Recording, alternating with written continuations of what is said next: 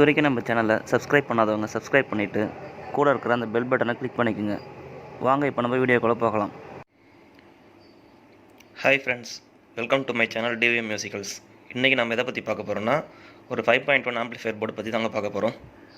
இந்த 5.1 ஆம்ப்ளிஃபையர் போர்டில் 5 சேனல்ஸ்க்காக TDA2030A அப்படிங்கிற ஐசியும் சப்வூஃபருக்காக STK4191 அப்படிங்கிற ஐசியும் பயன்படுத்தியிருக்காங்க.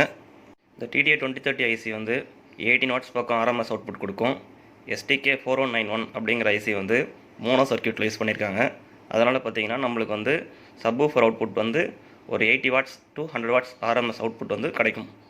ஒரு 10 இன்ச் சப்வூஃபர் லோட் பண்ணுறதுக்கு இது பர்ஃபெக்டாக இருக்கும். இதோட 2030 ஐசிக்கெலாம் வந்து நம்ம ஒரு 4 இன்ச் ஸ்பீக்கர் இல்லைனா 6 இன்ச் ஸ்பீக்கர் போட்டால் கிளாரிட்டியாகவும் இருக்கும், கரெக்டாகவும் இருக்கும். இந்த 5.1 போர்டு வந்து மகேஷ் அப்படிங்கிற பிராண்டில் வந்து போட்டிருக்காங்க. இதில் யூஸ் பண்ணியிருக்கிற பிசிபியாக இருக்கட்டும், தென் இதில் யூஸ் பண்ணியிருக்கிற கெப்பாசிட்டர் அண்ட் காம்பனன்ட்ஸ் எல்லாமே வந்து நார்மல் குவாலிட்டி தான். யூஸ் பண்ணியிருக்கிற STK ஐசி கூட வந்து நார்மல் குவாலிட்டி தான். பட் இங்கே கொடுக்குற ப்ரைஸ்க்கு இது ஒர்த்தபிள் தான் கண்டிப்பாக சொல்லலாம். ஒரு ப்ரைஸ் ரேஞ்ச் பார்த்தீங்கன்னா ஒரு 600 to 700 அந்த ரேஞ்ச் வந்து கிடைக்கும். ஒரு இடத்துக்கும் ஒரு ரேட் டிஃபர் ஆகும். வாங்க இப்போ இந்த போர்டோட connection details and power supply details பற்றி பார்த்துடலாம். பவர் சப்ளைன்னு எடுத்துக்கிட்டிங்கன்னா இது வந்து டூயல் சப்ளையில் ஒர்க் ஆகிறது.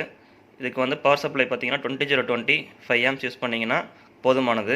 அதுக்கு மேலே நீங்கள் யூஸ் பண்ண ஆரம்பிச்சிங்கன்னா வோல்டேஜ் வந்து அதிகமாக கொடுத்தீங்கன்னா இந்த போர்டு ரொம்ப ஹீட் ஆகி கம்ப்ளைண்ட் ஆக சான்சஸ் இருக்குது.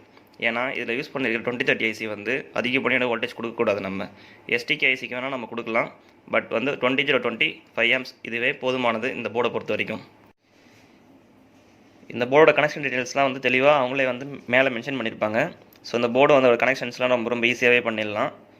நம்ம அங்கே கொடுத்துருக்கிற இடத்த பார்த்து அதன் பிரகாரம் சால்டர் பண்ணால் நம்மளுக்கு ஈஸியாக இருக்கும். இப்போ வந்து பார்த்தீங்கன்னா மைனஸ் நீங்கள் மென்ஷன் பண்ணியிருக்காங்களே, இந்த இடத்துல வந்து மைனஸ் வோல்ட்டு கொடுத்துக்கலாம். தென் வந்து இந்த ப்ளஸ்ன்னு போட்டிருக்காங்க பாருங்கள், இந்த ட்ராக் பண்ணிட்டு வந்து இந்த பாயிண்ட்டில் பாசிட்டிவ் கொடுத்துக்கலாம், பாசிட்டிவ் வோல்ட்டு. இந்த இடத்துல வந்து கிரவுண்ட் கொடுத்துக்க வேண்டியது அந்த பாயிண்ட்டில் ஜீன் மென்ஷன் பண்ணிய இடத்துல. இன்னொன்று மென்ஷன் பண்ணியிருக்காங்களே, இந்த இடத்துல வந்து ஃப்ரண்ட் ரைட்டோட இன்புட் நம்ம இங்கே கொடுத்துக்கலாம். இங்கே எஸ்பின்னு மென்ஷன் பண்ணியிருக்காங்க பார்த்தீங்களா, இதில் வந்து நம்ம ஸ்பீக்கர் டெர்மினல் கனெக்ட் பண்ணுறதுக்காக எடுத்துக்கலாம், அவுட்புட் வந்து எடுத்துக்கலாம். தென் வந்து இந்த இன்னை வந்து நம்ம FLன்னு யூஸ் பண்ணிக்கலாம், அது ஃப்ரண்ட் லெஃப்ட் யூஸ் பண்ணிக்கலாம். இந்த எஸ்பின்னு போட்டிருக்காங்க பார்த்தீங்களா, இங்கே வந்து நம்ம அதுக்கான ஸ்பீக்கர் அவுட்புட் வந்து எடுத்துக்கலாம். தென் இந்த இடத்துல ஒரு இன்புட் கொடுத்துருக்காங்க பார்த்தீங்களா, இதை வந்து நம்ம வந்து சரௌண்ட் ரைட்டாக எடுத்துக்கலாம். இங்கே வந்து எஸ்பின் போட்டிருக்க இடத்துல வந்து நம்ம வந்து அதுக்கான அவுட்புட் எடுத்துக்கலாம். இது வந்து சரௌண்ட் லெஃப்டாக எடுத்துக்கலாம். இந்த இங்கே மென்ஷன் பண்ணிக்கிற இடத்துல சரௌண்ட் லெஃப்ட்னு எடுத்துக்கலாம். இதுக்கான ஸ்பீக்கர் அவுட்புட் வந்து இங்கே எஸ்பின் போட்டிருக்காங்கல்ல, இங்கே வந்து ஸ்பீக்கர் அவுட்புட் எடுத்துக்கலாம். தென் இது வந்து சென்டர்னு எடுத்துக்கலாம். இந்த கொடுத்துருக்காங்களா, இங்கே சென்டர்னு எடுத்துக்கிட்டு இதுக்கான ஸ்பீக்கர் அவுட்புட் வந்து பார்த்திங்கன்னா இந்த எஸ்பின் மென்ஷன் பண்ணி இடத்துல எடுத்துக்கலாம்.